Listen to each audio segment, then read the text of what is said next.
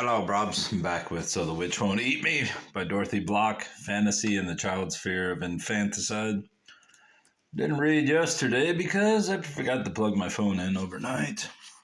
Well, I unplugged it at some point, so I didn't want to have a dead battery at work. So let's get on with this. Chapter 9, The Need for a Distorted Parental Image. Boulder Dash, all this whole book is basically fucking rubbish, but we'll continue. I want to move on to another book, but for the sake of whatever, the need for a distorted parental image.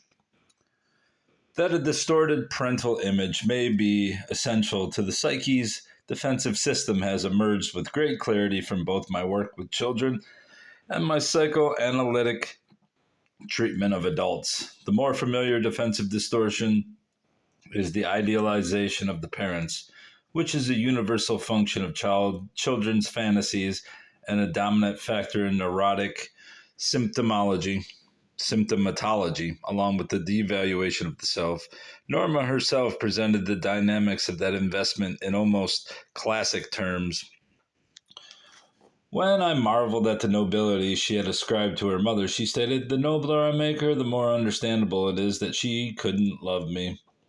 She devoted her sessions as she did her life to establishing her own worthlessness, that these distorted images were a defense against the fear of infanticide and the essential elements in the fantasy of eventually winning her parents' love through change was established again and again in the course of her analysis. It has not been so evident, however, that when there has been a shift from the idealization of the depreciation of the parents, the patient might paradoxically still be dominated by the same defensive fantasy.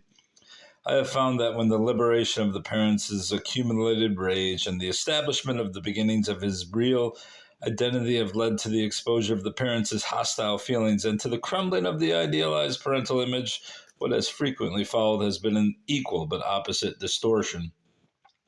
As I have listened to the impassioned and unyielding denunciation of the parents in some instances, I could not help relating its intensity to the previous attacks upon the self, and I suspected that the earlier devaluation of the self and the current devaluation of the parents might serve a similar function. Whereas the patient's effort to establish his own worthlessness had been part of the fantasy that promised that when he changed, his parents would love him. The monstrous transformation of his parents' images.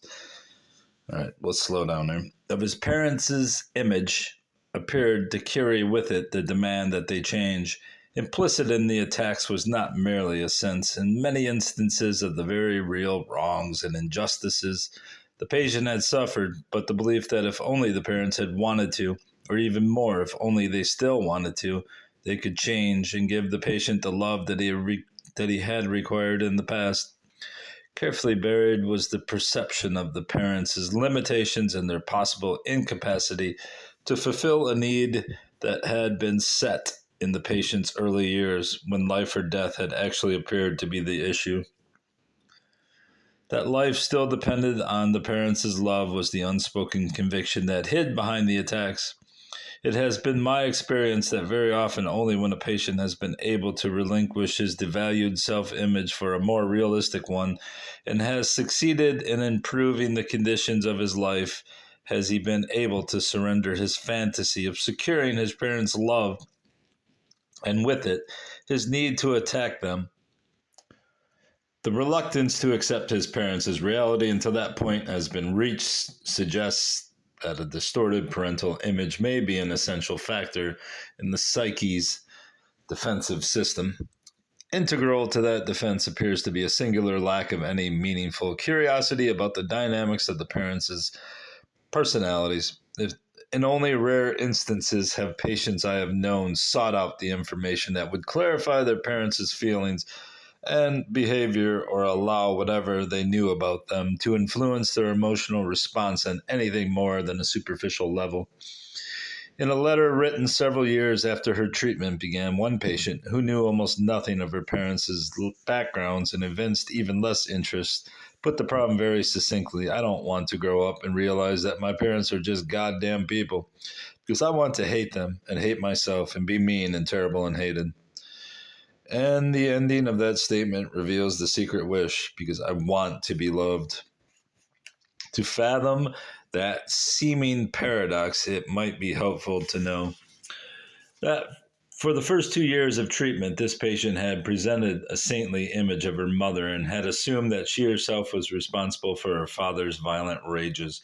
Her own feelings had been rigidly repressed, and when they came tumbling out, they were understandably intense.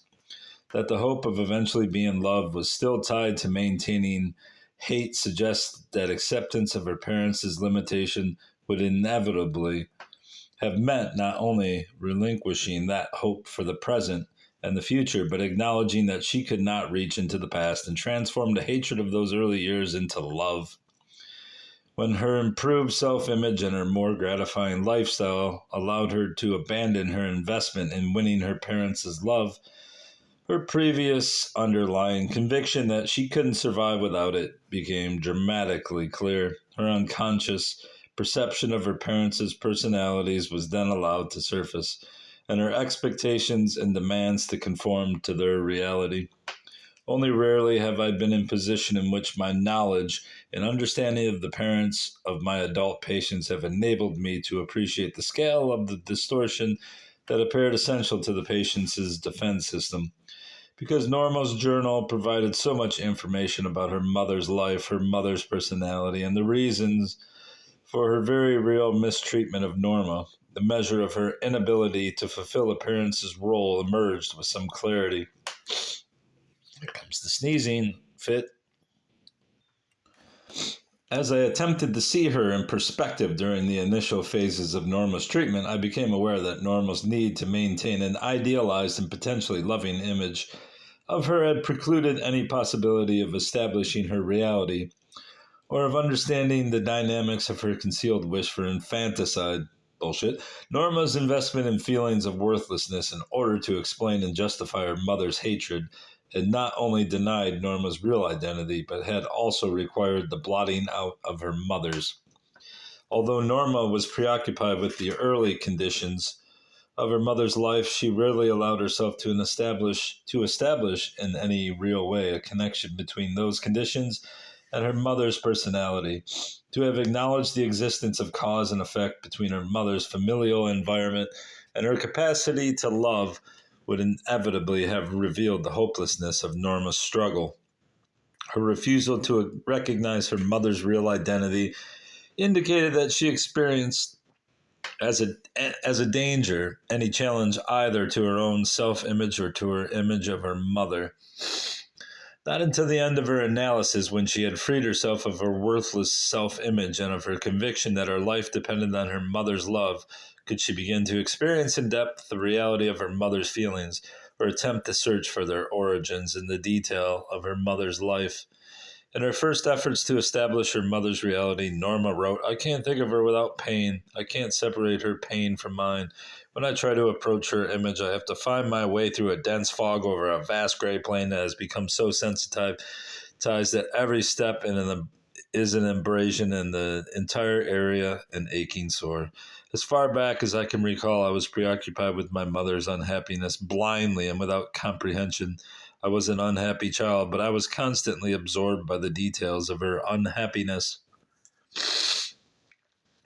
There, have some of my nose music.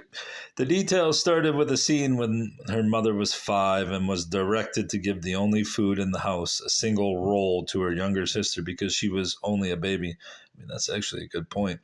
Norma was to wait several decades before she inadvertently discovered that her mother's concentration on this incident was her secret justification for an extraordinarily tragic occurrence that followed soon after.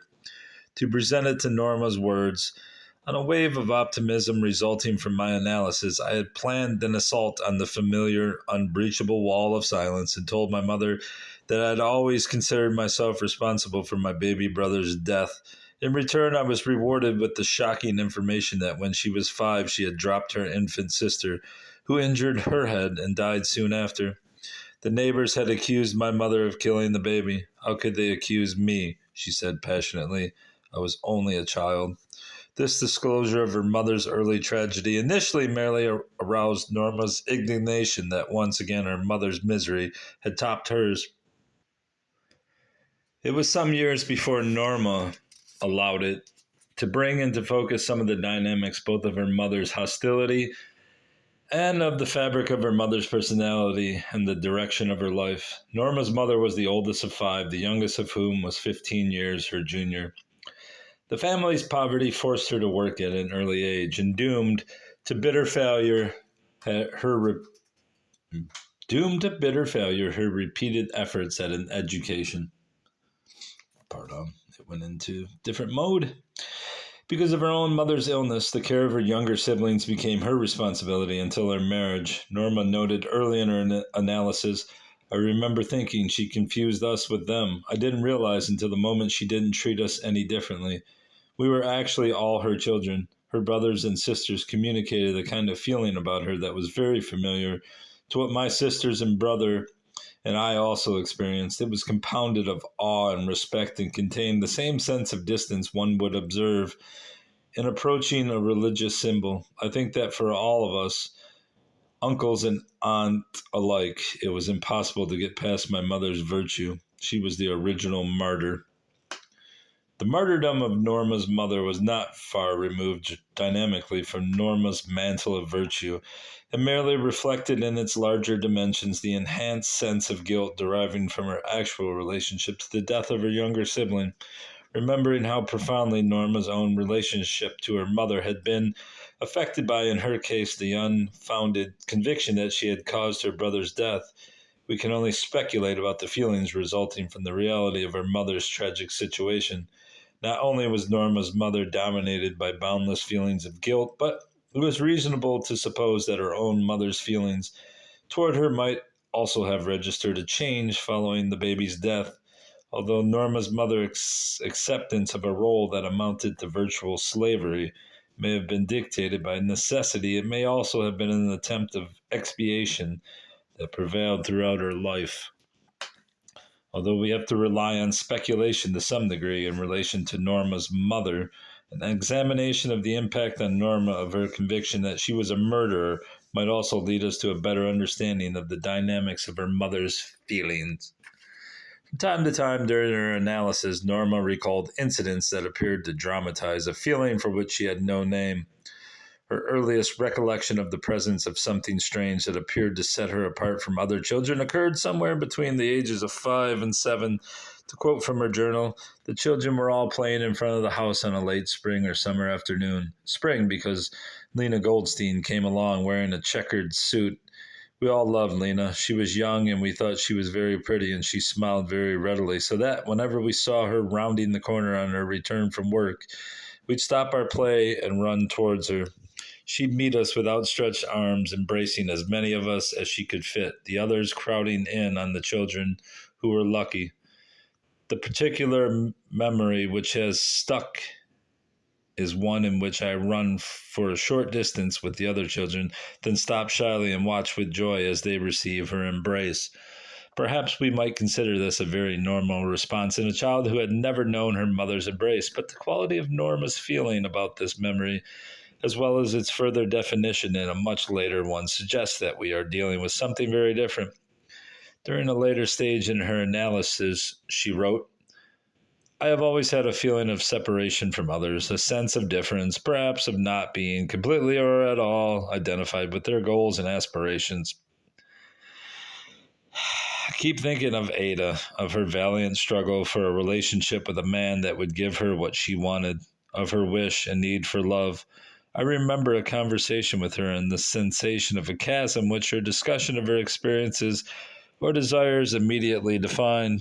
As Ada spoke, I recall a curious sense of concentrated effort, a selfless determination to transcend some feeling in order to be where she needed to be. I didn't keep completely buried my wish also to be preoccupied with similar problems, but I perceived it as though from a great distance. Perhaps it was as though I should say, this is what I also want if I were a person like Ada." The feelings of alienation for which Norma had found no name during the major part of her life may have been a response both to her own experience and to the feeling that she absorbed from her mother. I have frequently found such feelings in children who have been the victims of repeated violence.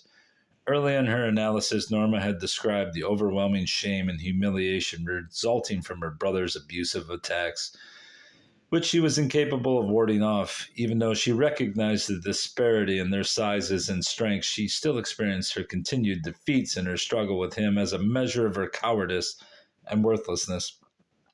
Her conviction that she was a murderer may very likely not only have set her apart from the rest of society, but may also have served as an unconscious realization of both her brother's physical and her mother's verbal abuse. That's why you get a pitchfork, baby girl.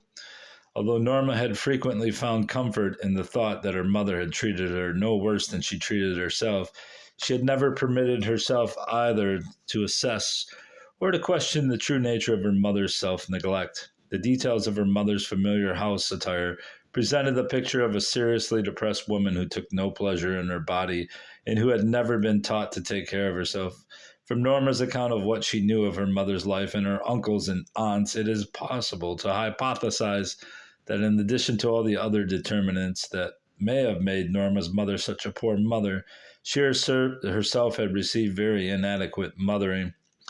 That she had been entrusted at the age of 5 with the care of an infant might indicate a serious lack of either concern or judgment on the part of her mother. Although we can only surmise that Norma's mother experienced feelings of alienation, Norma has supplied us with enough information to establish a fairly reliable framework.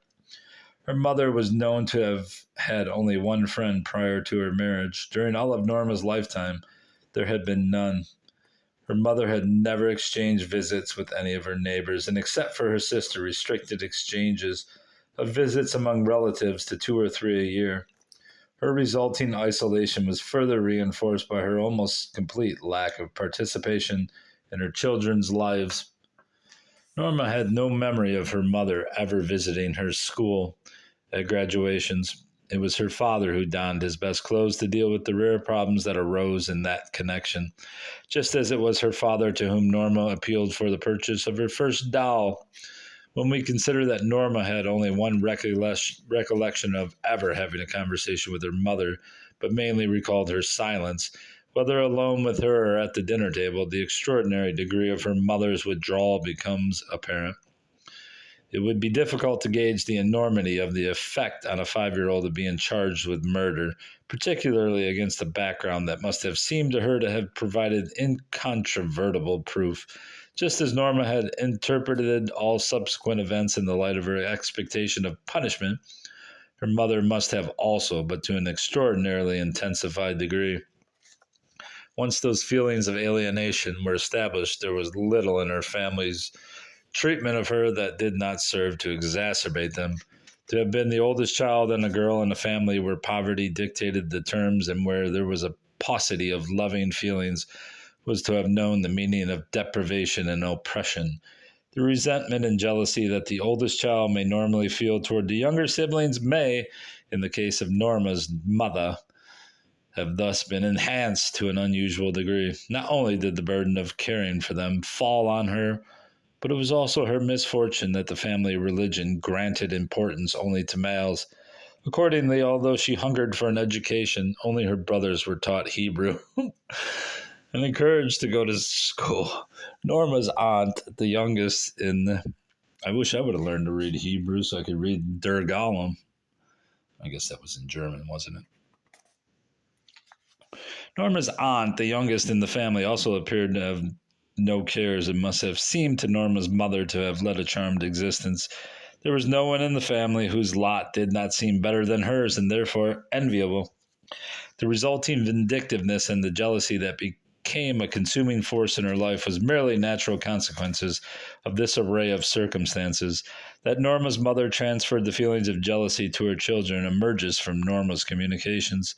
Since her jealousy, like her rage, was never given free expression, however, we are left to establish it mainly by its unmistakable imprint. The scene in which she ended all spontaneous expression of affection between her husband and her children raises the question of the identity of her target. Since she herself never kissed her children and therefore never received their kisses, she may well have envied him with their embraces. On another level, she may have competed with them for his affection as she had competed with her siblings for her father's. That the jealousy that originally belongs to siblings should be transferred to children is a frequent occurrence. In my experience, it may be less strange than it appears. At some point, I became aware that early sibling relationships may, under certain circumstances, determine the character of the parent-child relationship.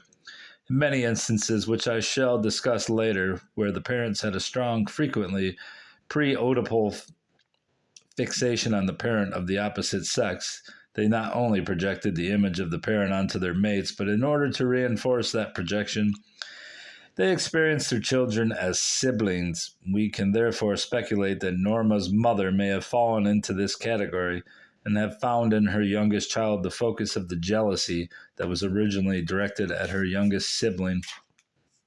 It was in the nature of Norma's problem that she could not allow herself to perceive her mother's jealousy.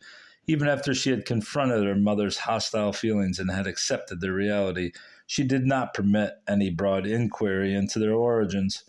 It was only by chance that very late in her analysis, an uncle disclosed to her that her father had adored her as a young child. For the first time, Norma permitted herself to weigh the possibility of her mother's jealousy. Her mother's mockery of her father's show of affection had by necessity remained unexplained, as had all her mother's other expressions of hostility. To have recognized that jealousy played a role in her mother's or her brother's hatred would have exposed Norma's system of self-deception. The admission that her father not only loved but favored her would have established that she was lovable, and thus intensified her sense of danger by exposing her mother's true feelings. It would have challenged her concept that her worthlessness had provoked her mother's concealed wish to kill her and robbed her of any hope of eventually winning her love. She therefore had to repress it.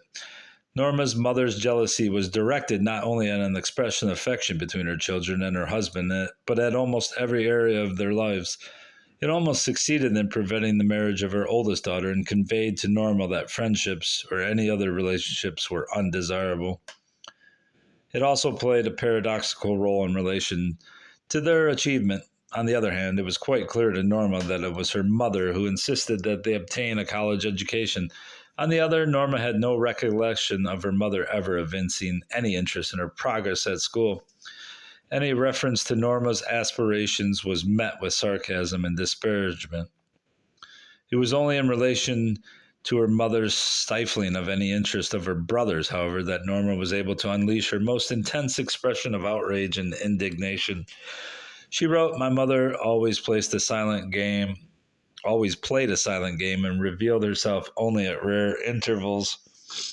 I know only too well how a simple phrase, a pointed question, a smile that was always acid at its roots and bitter in its comment, could reduce hopes and dreams to ashes, make wishes stillborn, and convert all feelings to chaotic rage. I retain one indelible image of my mother, one eyebrow raised, her mouth screwed into the mockery of a smile. Volumes could be written on what she managed to convey with such economic means. It might be simpler to communicate its effect. Whatever before had bloomed now withered and turned to dust." The dimensions of her mother's rage can be measured by what appeared from Norma's description to be conversion symptoms. She describes her mother's mystifying seizures during her childhood that left Norma frozen with fear and reduced the family to agonized helplessness. One afternoon, when they were about to terminate a happy family picnic in a park, her mother was suddenly unable to stir. Norma remembered the terror of that moment, but not its resolution. It was followed by a prolonged period when her mother could also not get out of bed. She recalled her mother's anguished cries at what she had interpreted as her father's heartless insistence that she tried to walk, but she also remembered that soon after, the illness had disappeared as mysteriously as it had come. Norma also recalled the severe pains that had partially immobilized her mother's arms. From what we understand of conversion symptoms, it is possible to assume by this means Norma's mother was defending herself and others against the violence of her rage. Or maybe she had some neurological condition that came and went.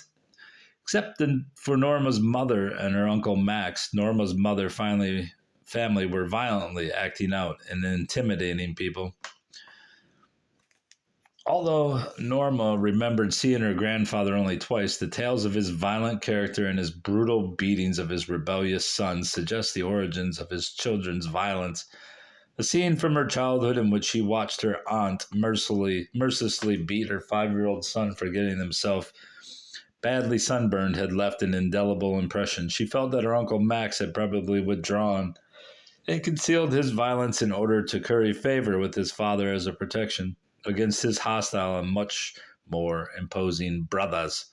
Norma's mother's concealed wish for infanticide bullshit may therefore be traced to her traumatic childhood, which was marked by feelings of alienation arising from the death of her baby sister and the accusation that she was a murderer by severe deprivation resulting in enormous quantities of rage, and by exposure to scenes of violence, that she did not respond to her experience of violence by acting out this violence may be ascribed to the effort on her of her baby sister's death.